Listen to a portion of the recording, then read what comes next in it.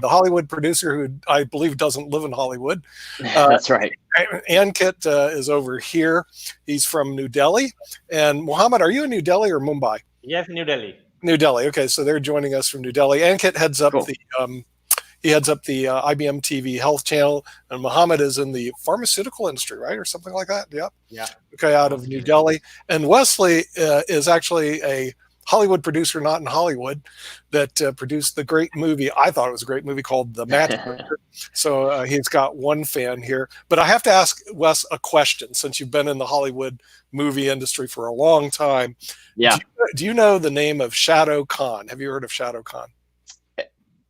What is that? It sounds familiar, but I don't know it off the top of my head. Okay. I just want to let Ankit and Muhammad know you really don't know who Shadow Khan is. If he came to you, my name's Shadow Khan. You would know. What? Shah Rukh Khan is the most richest actor in the world. Yeah, I think. What films has he been in, or what's his like background and stuff? He's an actor. He's an actor in India. He's an actor. He's Bollywood actor actually. Yeah, was he in Shah Rukh Khan is a Bollywood actor. He's having 750 million US dollar. Yeah. What was the movie? Because he was in a big movie recently that did really well. What was it? You're thinking of Dev Patel, right? No. I'm thinking of him. Because I have. Go ahead. So there are a lot of movies. Of Shah Rukh Khan. So the couple of new movies were Harry Met Sejal and the movie One, I think, and there are a couple of movies. But the popular movies are Kuch Kuch Hota Hai, Kal Ho Na Ho, and DDL, DDLJ. So there are a lot of movies, and he's in Bollywood. Doing movies for more than 20 years now. Cool. Yeah, I'm pretty sure I know who he is because I think I have some Indian friends that we hang out with pretty regularly, and I'm pretty sure they've told me about him and the movies that he's been in. So okay, so he's creeping up there. See, I should have asked. We had a couple of the Hollywood producers on in the last couple of weeks, but they were older Hollywood producers and they didn't know who they were. The younger people may have Indian friends here and know or heard about them. But the thing is, I'm trying to explain to Ankit and Muhammad that Shadow Khan may be big in India, but as you go to the United States, is right. You know? Yeah, that transition it's slow for sure, but it's crazy. I mean, some of the Indian movies make a ton of money in the US. It's kind of in the same realm as Japanese anime movies, because they do limited releases of some anime films in the US, and a bunch of people will show up for them, you know. So it's it's definitely a different market for sure. Right. Yes. And the thing is, you actually are a producer as well as a star. In other words, you do acting as well as producing. Is that correct? Yeah, I act, write, and produce. Writing and producing fuels the acting. And so I'm kind of an awkward skinny dude. And so I decided to write my own roles because I didn't think many people would give me roles just because I'm not the typical, lead male type person. So yeah. So you act, write, and produce. You do all three. Correct. Now, what are you doing now? Because the coronavirus hit, and we talked to a couple of our Hollywood producers, Henning Morales, and he actually does I don't know if you know him, he does the Dirt Merchant films. Okay, cool. Okay.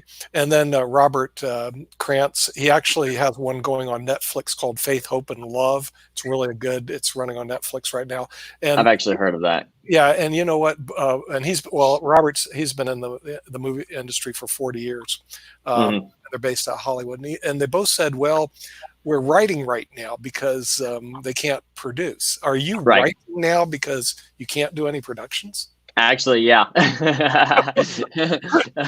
So, no, that's funny because we had been writing, and I think I sent you the trailer for it. So we've been working on that series called Bad News that we wanted to pitch. No, not Siri. Siri is activating. But we had been writing that, so we've been working on that for a bit. But since this quarantine happened, we have an opportunity possibly to pitch to a streaming platform that it's one of the smaller ones, not Netflix or Hulu or anybody like that, but that is looking for like thriller type films. So we ended up, so we're currently writing a film that has a quarantine virus aspect as part of the story, because we figured people's interest will still be here for probably some time. Yep. And I just had this idea one day since I've been home that I'm like, I think that there's a interesting story to be told that where the virus isn't the main part of the story, but more of the background of the story. So yeah, we're writing. Yeah. Have you thought about including Indian actors or writing Indian actors into your scripts to try to bring in the 1.3 billion followers that Ankit has sitting next to me? For sure. No, yeah. I mean, in Bad News, like we wanted to have some Indian people. We had, I mean, it was a pretty diverse cast, but we wanted to have some Indian people, but because we cast locally for that one, there just wasn't. Excuse me?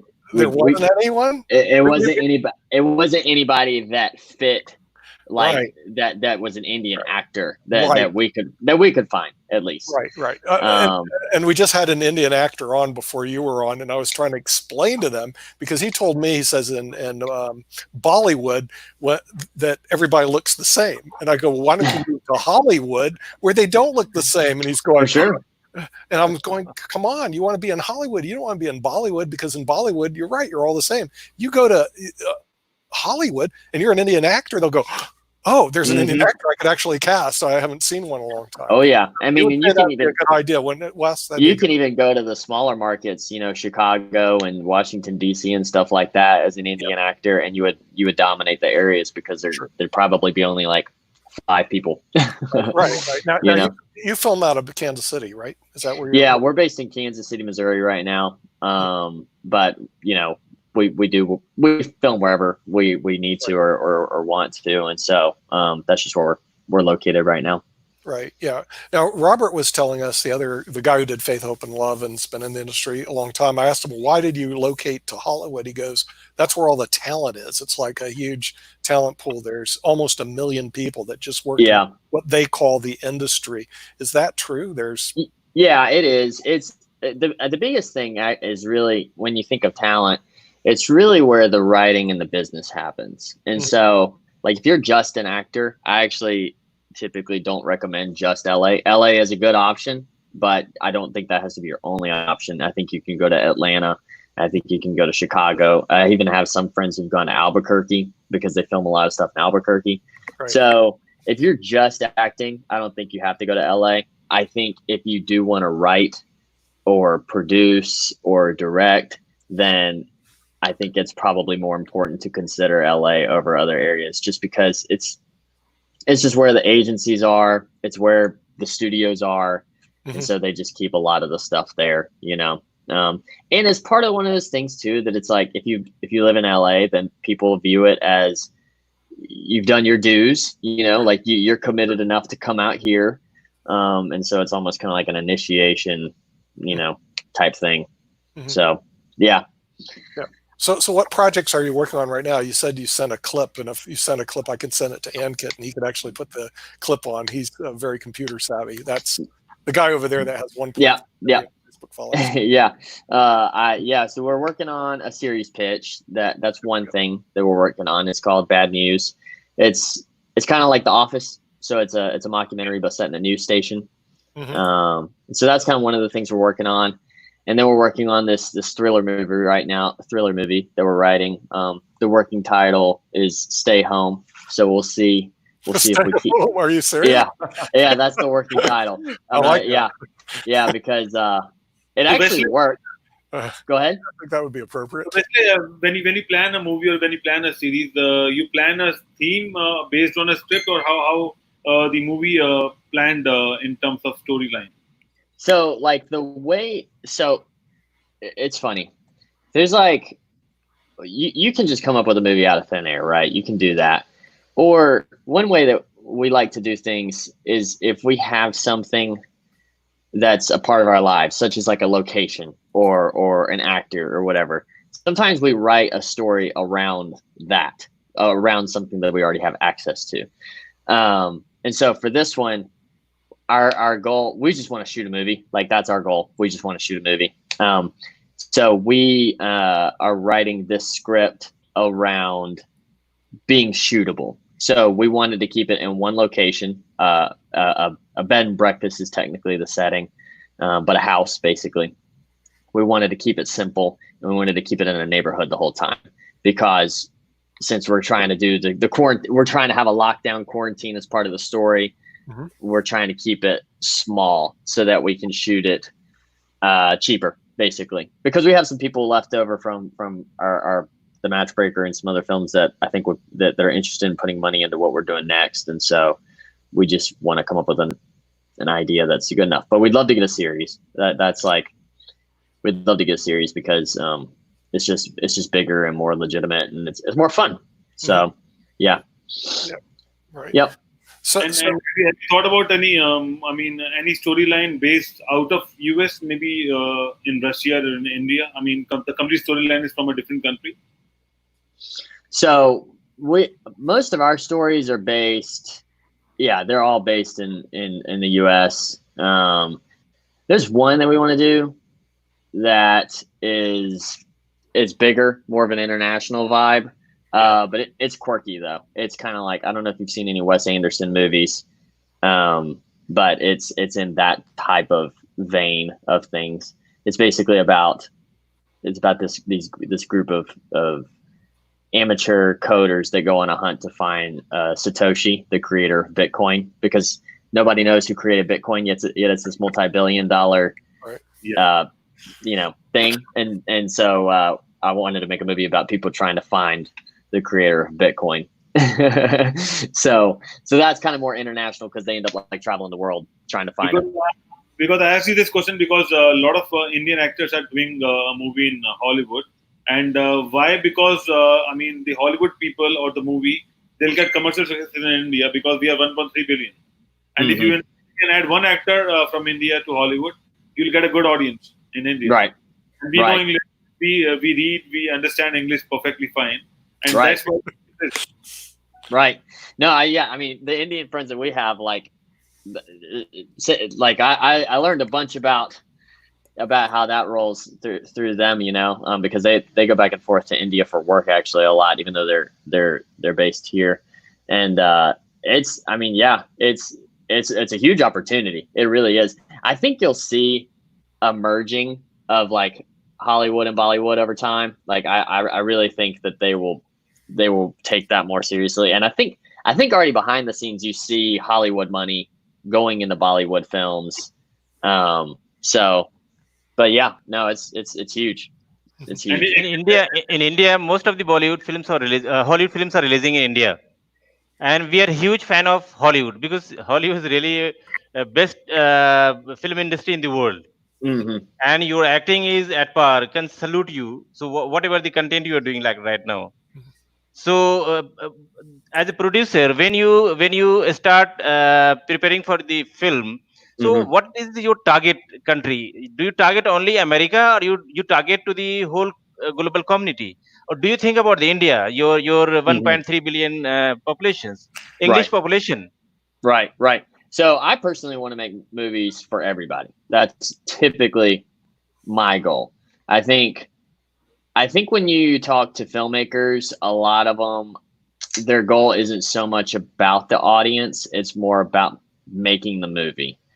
And so, I think producers, they think of like, okay, how do we get this to the widest audience possible? Because the more people that see it, the more money we can make back. I think so. I totally think it's on a global scale, and I think there's still significant challenges on the global scale part of it. And the biggest piece of that is piracy, in my opinion.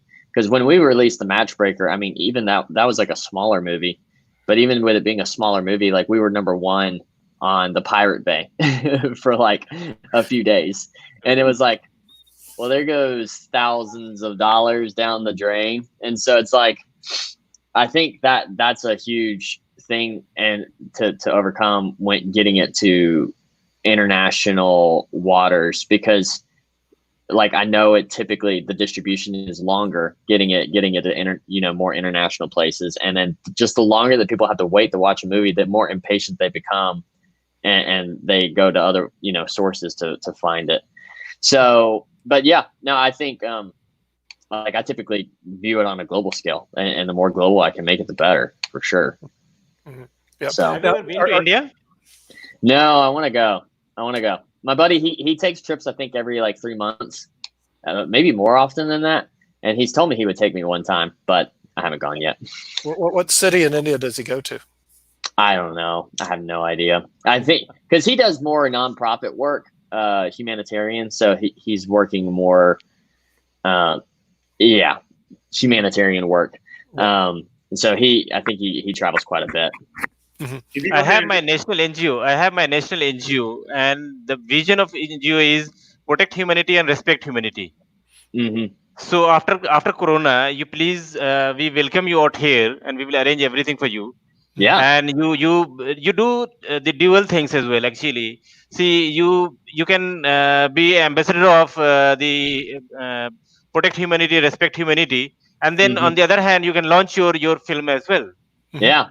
No, I mean, I would love to, like me personally, I would love to like partner with some people in India. It's my friend, his name is Jay Paul Papa Bathini, and Jay Paul, he's talked about connecting me with different investors and Indian investors and stuff like that. And I would love to do something like that to where Indian investors can then start getting involved in American productions, because I think there's a lot of opportunity there. But yeah, and also you had that great movie, The Matchbreaker, I try to explain it to people where you go in and you break up marriages.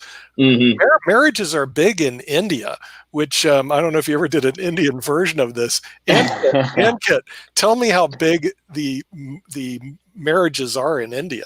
It is as big as you can wonder. If you know about Nick Jonas and Priyanka Chopra, and if you are news, you know that they have one of the costliest wedding, and that wedding goes for 7 days.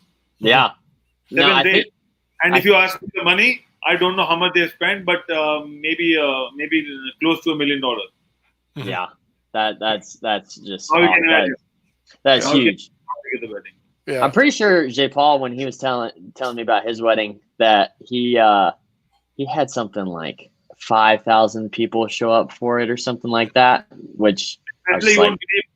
And you won't believe, we start from welcome drink and till the time sweets. We have more than 5,000 dishes on the wedding. 5,000. Yeah. Wow. More than that. Yeah, that's crazy. That's it's super like cool. It's like a carnival for guests who are on the wedding, because they don't know where to go. Right. They don't know where to go. See, I would do the Matchbreaker in India. Because I'm like, man, you're because the thing is, they have a population of 1.3 billion. Their GDP is expected to rise 7%, as opposed to our GDP is going to go down about 7%. And as I see it, they can afford to spend money on movies because it's not a high ticket item. It's like an IBM mainframe. Well, that's a whole different scat. It's pretty expensive, but to go to a movie isn't. And then you have an audience of 1.3 billion, as opposed to in the United States, your audience max is 330 million. You know, where's your other billion people that could be watching your movie? Well, they're sitting in India waiting, and they love Hollywood movies. They love American stuff. I mean, it's really, really sad because they drink this stuff. Right? Creates problems. They eat this stuff. I found that out. Creates more problems. But the thing is, they love American movies. But the thing is, the American movie producers don't go to. We have dollars as well, so we can easily go and watch movies. Love that. That is awesome. Yeah. So the thing is, I just think that it would be a natural fit because it expands the potential audience of that. But you're right. You're see, the thing about you, and also Robert, who had earlier, who did that Faith, Open, Love, is that you're different in that you're a writer, producer, and you're a talent, all three. The real problem, some of the people we've had on, all they do is acting and they don't do anything else. Okay. That means during this time of the year, they don't do anything. Okay. Right. Okay. But if you're a writer, then you could actually be writing scripts, because sometimes and do you write it yourself, or do you have a team that helps you write the script? I have two friends that I collaborate with a lot. But I've also collaborated with some other people in the past. Yeah. And then I've done a few by myself, just on my own. I think for me, and everybody's writing process is different, but for me, I get the best material when I collaborate, because I think the more I can just like talk out loud. I think the more ideas come along. And it took me a long time to figure that out, because like there's a part of you that wants to be able to do it on your own, if that makes sense. You know, like I want to be able to write this whole script on my own and it be mine, but you just got to do what's best, you know, and ultimately get the movie made. That's the biggest thing. So, yeah. Yeah. But when you get it made, that's a lot of work. Aren't you working like 12-hour days at least? Yeah, the average film day is 12 hours. So you'll do 12 hours with a 12-hour turnaround, and then you'll typically do 5 or 6 days a week with 1 to 2 days off. It varies, and you'll do that, you know, depending on how long you shoot it. A film like 3 weeks, 4 weeks is a good, you know, length of time. But some shows will go 6 months, and the Marvel movies will go 6 months, you know, but because they have more time, it's still busy, but it's not as run and gun. I don't think so. Yeah. Right. Yeah. So you're spending a lot of time, and also you're burning a lot of money as a producer. I mean, the thing is, when I did the calculation on Marvel, it's about $1 million to $1.5 million a minute. By the time it hits the theaters. So every time I watch a Marvel movie, I'm going, there goes $1 million. Right. A minute later, there goes another $1 million. They're spending at least $1 million on production costs. So you have all your production cost wrapped into this one product. That's the reason, obviously, you don't like pirates. Okay. If the product is wrong, don't you just get your rear handed to you? I mean, financially. I think there's a lot of factors that go into it as well, because if you don't have the right marketing plan, but you do have the right product. I mean, think of how many movies that you know you haven't heard of or you haven't seen, but that are really great movies, you know. And so then it's kind of a marketing issue and getting it out to the right audience. And so I think it's a lot of different factors, but typically they have so many different points where they can monetize the stuff that it ends up being fine in the long run. So, okay. Yeah. So, but the thing is, as a producer, you have to think of that as well. Yeah. Being an actor, then you have to think of honing your crafts, because some of the actors said right now they're just spending time honing their craft. And then there's a writer, you've got to actually write the script also. For sure. I want to personally get to where I'm not thinking about the day-to-day stuff as far as producing goes, and I'm more just like an executive producer, because I do want to focus more on the creative, the acting and the writing. But because then if you're an executive producer, then you're just you helped in some capacity, whether that was financially or you got talent on board or whatever, and you're getting a credit, but you're not on the day-to-day. And so that's really where I want to be. So how do you go about acquiring talent, since you're in Kansas City? How do you go about interviewing and acquiring talent in Kansas City? I know in Los Angeles, they line up on the streets. They'll have 300 people auditioning for one position. Do you have that same thing in Kansas City? Not as bad, but you do have a decent amount of people auditioning. And it's more on the on the crew side of things. Everybody knows everybody in Kansas City, so you don't really have a lot of competition there. It's typically, hey, are you available? If not, then they just go to the next person. Right. But for talent, I think you'll easily see, 50 people audition for a role, maybe 100, and then it get whittled down from there. But it's nowhere near as bad as LA, but it's still competitive. It's still competitive for sure. Right. Do you do your own casting? Are you your own casting director? In other words, do you actually do the interviews for the people? That varies by project. there's sometimes, because of how tight knit the community is, that I just reach out to people, and if they're available, then we'll just cast them. And that, but that's more for shorter stuff or commercial stuff, right, where it doesn't really matter. If it's something larger, then I definitely try to cast. I try to do casting calls and stuff like that, because you want to see what opportunities come out there. But I don't like to waste a ton of time in casting, me personally. But then if I'm doing outreach, like if I'm offering roles to people that I haven't worked with before that might have a following or might add value in some way, then I used to just offer the role. Now I ask for like a tape, just a self-submission tape or something like that, because there was one time I cast a person based off of their following without auditioning them, and it was not it was not awesome. Right. It was a mistake. It was a mistake. Right.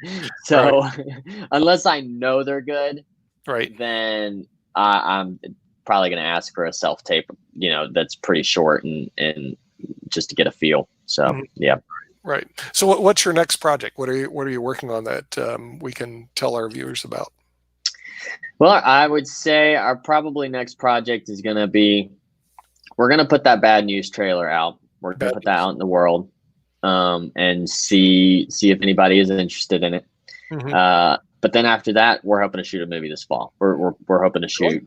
Yeah, we're probably hoping to shoot the Stay Home movie this fall. Stay Home's got to be hot, right? Yeah, right. Yeah.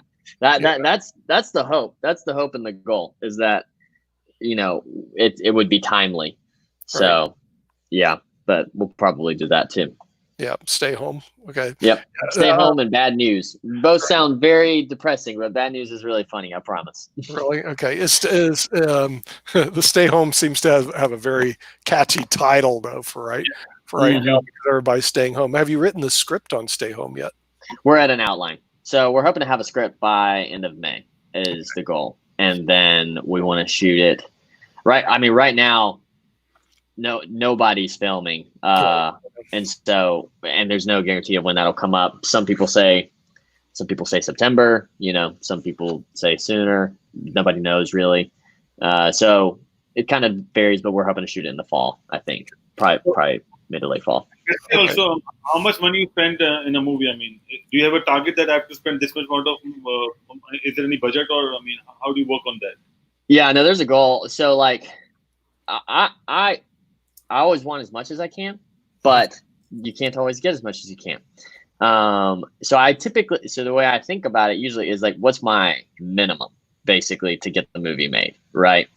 And my comfortable minimum is $200,000, because if I get under that, then I just begin to sacrifice and compromise, and the movie's just not going to be as good, if that makes sense. And so like $200,000 is, and that's low budget. Like $200,000 for a movie is already really low budget, right? But we own a lot of gear. We have a lot of connections. We're well respected to where we can make a good movie for that price.